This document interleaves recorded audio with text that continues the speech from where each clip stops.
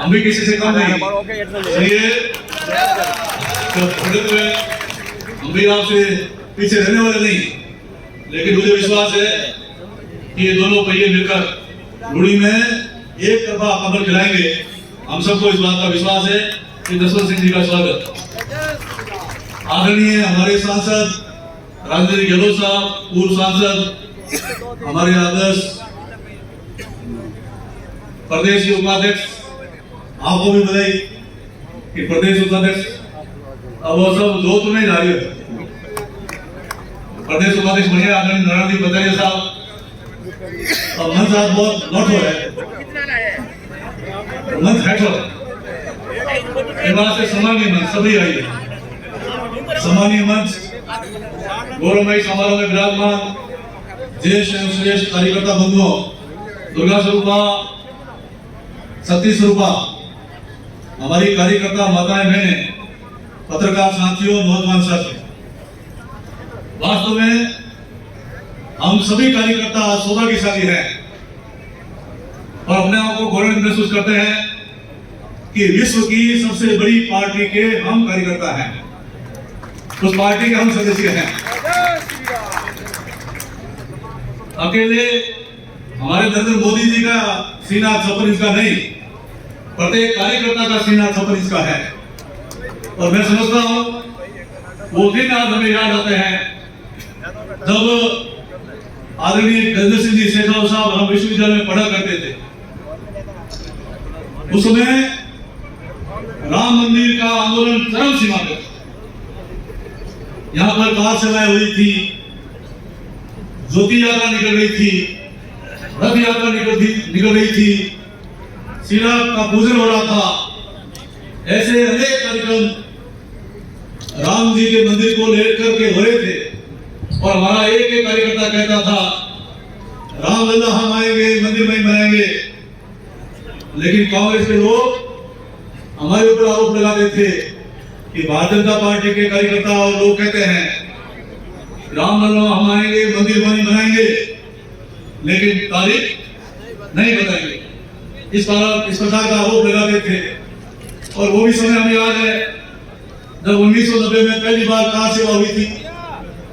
उस कार सेवा में पूरे हिंदुस्तान में जगह जगह राम भक्तों की गिरफ्तारियां हुई, हमारे कार्यकर्ताओं की गिरफ्तारियां हुई। और उस समय हमें भी रेलवे स्टेशन पर गिरफ्तार किया गया था और 20 दिन सेंट्रल जेल में रहे। उसके बाद में जब 1992 में दूसरी बार राम मंदिर बनाने के लिए अयोध्या में कार सेवा हुई तो सारे कार्यकर्ता निकले, ये दीवाने कहां चले, अयोध्या चले। 1990 में ऐसे नारे लगते थे, ये दीवाने कहां चले, जेल चले। तो ऐसे ऐसे खुशी खुशी जेलों में हम जाते थे। और जब कार सेवा हुई तो कार सेवा में आदरणीय गजेंद्र सिंह जी शेखावत साहब भी थे, हम भी थे। मेरे किसी मित्र ने मुझे एक छायाचित्र भेजा अयोध्या की कार सेवा का। वो छायाचित्र मैंने गजेंद्र सिंह जी को भेजते हुए पूछा कि आप कैसा लो, इस छायाचित्र में आपके साथ कौन है। तो वास्तव में आपकी याददाश्त में दाग दूंगा कि उन सभी बचपन के मित्रों को आपने पहचाना, मुझे बताया कि इसमें मेघराज जी हैं, इसमें जुगली ताबड़िया हैं, इसमें घनश्याम जी, बाबू जी सेनानी जी हैं, बाबू सिंह आप हो, मोहन सिंह जी भाटी साहब हैं। ऐसे सबके कुछ चित्र में बताए। तो वो एक दृश्य याद आता है जब एक अयोध्या छोटा गांव था, 1 महीने बाद रहने का हम सबको अवसर मिला था। और आज 500 वर्षों का वो सपना जो हमारे पूर्वजों ने हमें देखा था, 4 लाख से ज्यादा शहीद हुए थे, कई युद्ध हुए थे, कई लड़ाई हुई थी वर्षों के समर्पण के बाद। और कार सेवा में भी हमारे यहीं के महेंद्र नाथ जी अरोड़ा, सेठाराम जी परियार, कोठारी बंधु बीकानेर, जयपुर के, उसमें कई शहीद हुए थे। लेकिन वो बलिदान ऐसे ही नहीं गया। मां भारती के सपूत आदरणीय नरेंद्र मोदी जी को एक अवतार के रूप में प्रभु श्री राम ने माध्यम बनाया और नरेंद्र मोदी जब प्रधानमंत्री बने, आज वो हमारा सपना साकार हुआ। उन्होंने वहां पर शिलान्यास किया और शिलान्यास के दिन तारीख बता दी कि 22 जनवरी को फिर से नरेंद्र मोदी जी पधारेंगे और यहाँ पर प्रभु श्री राम जी को विराजमान करेंगे। वो सपना हमारा साकार हुआ। आज सनातन धर्म की जीत हुई है, पूरा विश्व राममय हो गया, राम भक्ति चारों ओर कड़कड़ बोल रही है। और अभी मुख्यमंत्री जी हम सबको वहां देंगे तो वो दृश्य हमने देखा कि वास्तव में आज ये राष्ट्र मंदिर बना है, आज ये वर्ल्ड सिटी बनी है, और जिस मंदिर को, जिस विवादित ढांचे को हमारे सामने रखा गया था, वहां पर प्रभु श्री राम का बहुत भव्य और विशाल मंदिर बनकर तैयार हो गया और राम लल्ला वहां विराजमान हो गए। इससे बड़ी बात और कोई नहीं है।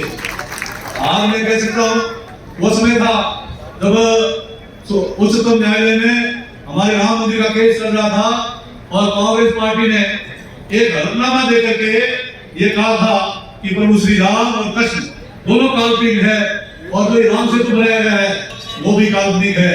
वो काल्पनिक कहने वाली कांग्रेस पार्टी जब राम मंदिर बनकर तैयार हो गया, उनको न्योता भेजा गया और उस न्योता को भी उन्होंने ठुकरा दिया।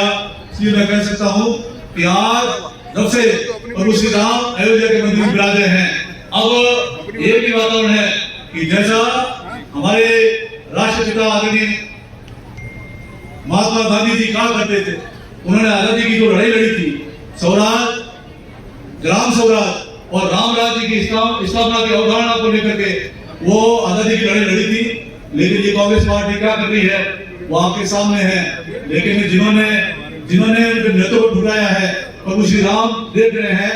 और आज मैं कह सकता हूँ कि राम जी की कृपा से सब काम हो रहा है और राम राज्य आएगा, सुशासन आएगा, स्वराज आएगा।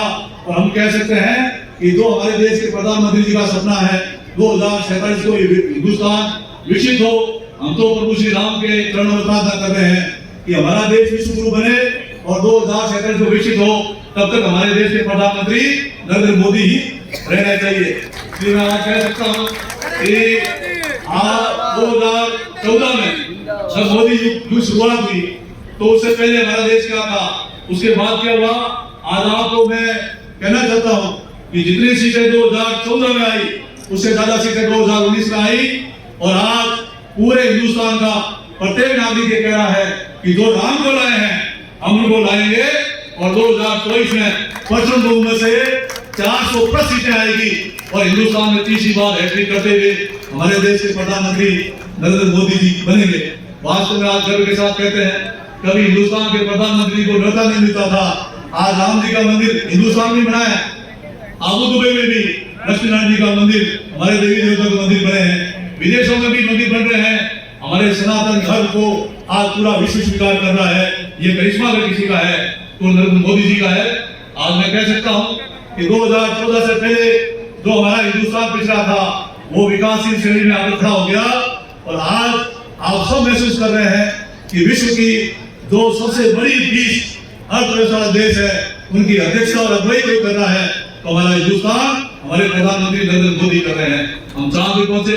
आज मैं कह सकता हूं आप लोगों ने देखा होगा कि जब यूक्रेन और रूस की लड़ाई हुई उस समय यूक्रेन के अंदर हमारे हिंदुस्तान के 25,600,000 विद्यार्थी पढ़ रहे थे। सभी अभिभावकों को चिंता थी कि मेरे बेटे का क्या होगा, मेरे बच्चे का क्या होगा। उस समय माननीय विद्यार्थी में आगे वही मिले संकट में हमारे साथ हमारे देश के प्रधानमंत्री जी खड़े हो गए और 2 टुक शब्दों में रूस को और यूक्रेन को चेतावनी दी कि मेरे विद्यार्थी सकुशल हिंदुस्तान लौटने चाहिए। आज मैं कह सकता हूं कि उस समय रूस और यूक्रेन की तोपें नीचे हो गई, बंदूकें झुक गई और तिरंगा ऑपरेशन हुआ और तिरंगा ऑपरेशन घोषणा हुई कि जो तिरंगा लेकर निकलेगा वो सकुशल अपने देश को लौटेगा। वास्तव में वहां पर तिरंगा लेकर हमारे विद्यार्थी निकले और सकुशल हिंदुस्तान लौटे। हिंदुस्तान नहीं लौटे, जो तिरंगा लेकर निकले थे उनकी आड़ में दूसरे देशों के भी विद्यार्थी उन तिरंगों के साथ रवाना हुए और हिंदुस्तान की वजह से वो भी सकुशल अपने देश को लौटे। इससे बड़ा गर्व की बात और क्या हो सकती है। आज कोई पंचायती पूरे विश्व की कर रहे हैं, हमारे देश के प्रधानमंत्री कर रहे हैं। इसलिए मैं कार्यकर्ता बंधुओं आप सबसे यही आग्रह करना चाहता हूँ कि आज एक ही बात है कि अर्जुन का जो लक्ष्य था वो हमारा सबका लक्ष्य है। अर्जुन का लक्ष्य आंख में निशान लगा था और हमारा अर्जुन वाला जो निशाना है वो प्रधानमंत्री जी का सिंहासन है। प्रधानमंत्री जी के सिंहासन पर कोई बैठे तो देश के प्रधानमंत्री नरेंद्र मोदी जी बैठे, जो हमारे देश का गौरव है। उनको प्रधानमंत्री बनाने के लिए आपको पूरी मजबूती के साथ खड़े होना है और मजबूती के साथ लड़ना है। दिन रात एक करना है और एक एक विधानसभा क्षेत्र से परसेंट बहुमत से हम जीते हैं, सीटें हमारी बढ़ रही है, संख्या हमारी बढ़ रही है, तो विधानसभा क्षेत्रों में हमारी बढ़त और बढ़नी चाहिए।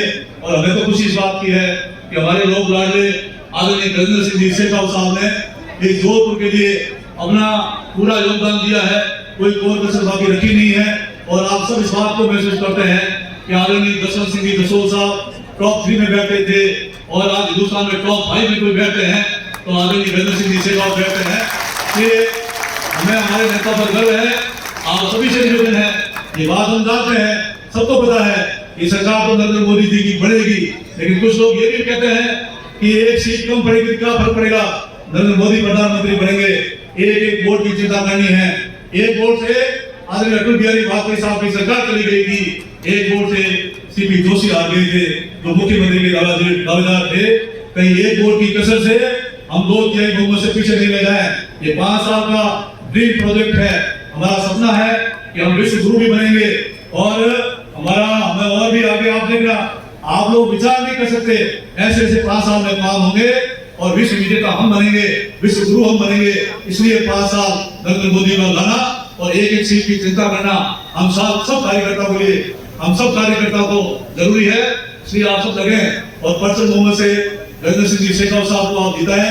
मेरा आप सबके चरणों में एक ही आग्रह है कि आप सब महसूस कर रहे हैं कि पहली बार भी आप 2014 में जीते और किसान कृषि राज्य मंत्री बने, दूसरी बार उनके ऊपर भरोसा किया और हिंदुस्तान में प्रत्येक घर में पानी पहुंचाने के लिए आपको कैबिनेट मंत्री का दर्जा देते हुए जल शक्ति मंत्रालय दिया गया। अब मैं महसूस कर रहा हूँ कि लगातार एग्री करेंगे, तीसरी बार जीतेंगे, अब तो शायद गृह मंत्रालय से कम क्या लेंगे, मंत्रालय अच्छा मिलने वाला है। इसलिए अब अच्छा मंत्रालय मिले इसके लिए हमारी जिम्मेदारी बढ़ जाती है और गजेंद्र सिंह जी शेखावत साहब को आप भारी बहुमत से जितने से ज्यादा जिता के जाएंगे, अच्छा होगा मिलेगा। ये मैं आप सबसे निवेदन करना चाहता हूँ। आप सब तैयार हो? भारत माता की, भारत माता की कमर कसिए, आगे बढ़िए, आगे बढ़ो और आगे बढ़कर विजय श्री को आह्वान करें। इन्हीं शुभकामनाएं साथ आप सब ने आज बड़े जोश के साथ, जो जोश है वो बरकरार है और विजय श्री हमारे चरण छूने। बहुत बहुत धन्यवाद। जय हिंद, जय भारत।